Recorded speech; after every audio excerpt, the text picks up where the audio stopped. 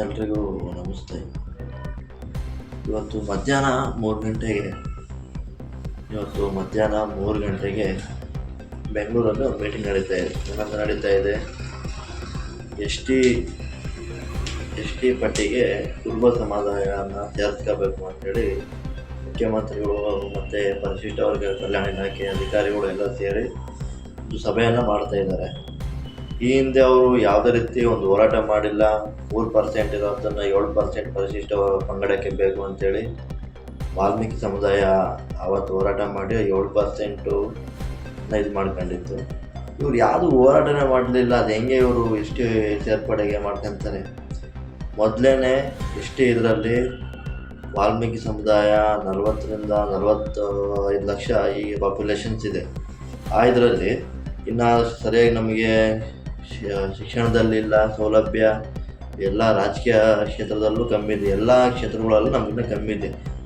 ಇದರಲ್ಲಿ ಈಗ ತಗೊಬಂದು ಕುರುಬ ಸಮುದಾಯನ ತಗೊಬಂದು ಇದಕ್ಕೆ ಸೇರಿಸ್ಬಿಟ್ರೆ ಈ ಪರಿಶಿಷ್ಟ ವರ್ಗಗಳಿಗೇನಿದ್ದಾವೆ ಬಡ ಜನಗಳು, ಇವುಗಳಿಗೆ ಹೊಡೆತ ಬಿಡ್ತಾರೆ.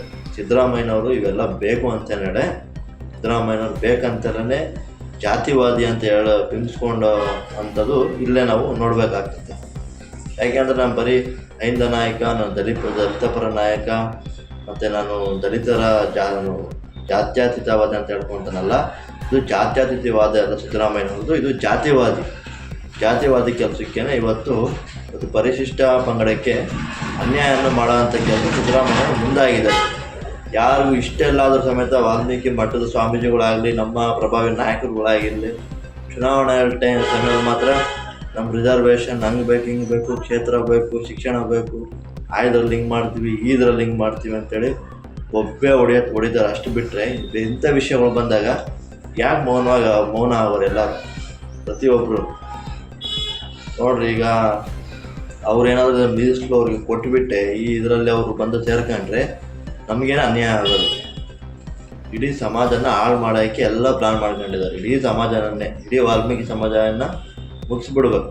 ಮೊನ್ನೆ ರಾಜಕೀಯದಲ್ಲಿ ನಾಗೇಂದ್ರದಾಗೋಯ್ತು, ಮೊನ್ನೆ ಸಹಕಾರ ಸಚಿವರು ನಮ್ಮ ರಾಜಣ್ಣವ್ರ ಸಮೇತ ಆಗೋಯ್ತು. ಈಗ ನೆಕ್ಸ್ಟ್ ಸ್ಟೆಪ್ಪು ಇರೋ ಅಂಥ ಸೌಕರ್ಯ ಸೌಲಭ್ಯಗಳನ್ನ ಕಿತ್ಕೋಬೇಕು. ಇದನ್ನು ಕಿತ್ಕೊಬಿಟ್ರೆ ಇವ್ರನ್ನ ಮೇಲಕ್ಕೆ ಎದ್ದೊಳಕ್ಕೆ ವಾಲ್ಮೀಕಿ ಸಮಾಜ ಚಾನ್ಸ್ ಇಲ್ಲ.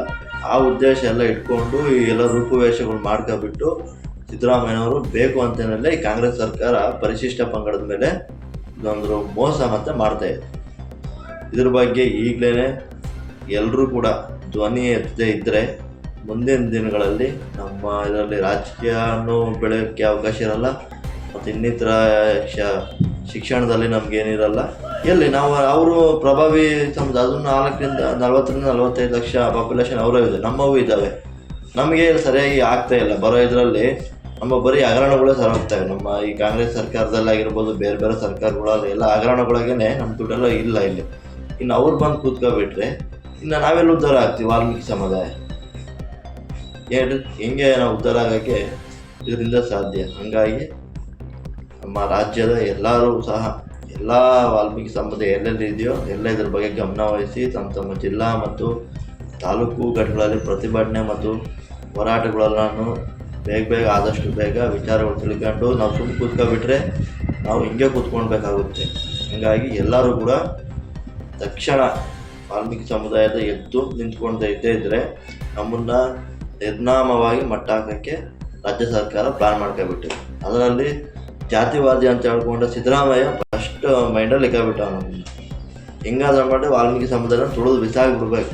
ಹಿಂಗೆ ಯಾರು ಮುಖ್ಯಮಂತ್ರಿ ಸಿದ್ದರಾಮಯ್ಯ ಅಂತ ಆಮೇಲೆ ಐಂದ ನಾಯಕ, ನಮ್ಮ ಪರಿಶಿಷ್ಟ ಪಂಗಡ ಅಂತ ಹೇಳ್ಕೊಂಡು ಓಡಾಡ್ತಾ ಇರ್ತಾನೆ. ಇದೆಲ್ಲ ಅವರೆಲ್ಲ ಮೇಲೆ ಅಷ್ಟು ಬಿಟ್ಟರೆ ಒಳಗಡೆ ಜಾತಿವಾದಿ ಆತ. ದೊಡ್ಡ ಜಾತಿವಾದ ಯಾರಾದರೂ ಕರ್ನಾಟಕದಲ್ಲಿದ್ದರೆ ಸಿದ್ದರಾಮಯ್ಯ ನಂಬರ್ 1 ಪ್ಲೇಸಲ್ಲಿ ಇದ್ದಾನೆ. ಯಾರನ್ನ ಕೇಳಿ ಈಗ ಅವ್ರನ್ನ ST ಪಟ್ಟಿಗೆ ಸೇರ್ಸಾಗಿ ಯಾರನ್ನ ಕೇಳಿ ಇವರು ಅಧಿಕಾರ ಇದೆ ಅವರಿಗೆ. ಹಾಗಾಗಿ ಎಲ್ಲರೂ ತಕ್ಷಣ ಇದ್ರ ಬಗ್ಗೆ ಗಮನ ವಹಿಸ್ಬಿಟ್ಟು ವಾಲ್ಮೀಕಿ ಸಮಾಜದ ಎಲ್ಲ ಬಂಧುಗಳು ಇದ್ರ ಬಗ್ಗೆ ಸೂಕ್ತ ಗಮನ ವಹಿಸ್ಬೇಕು.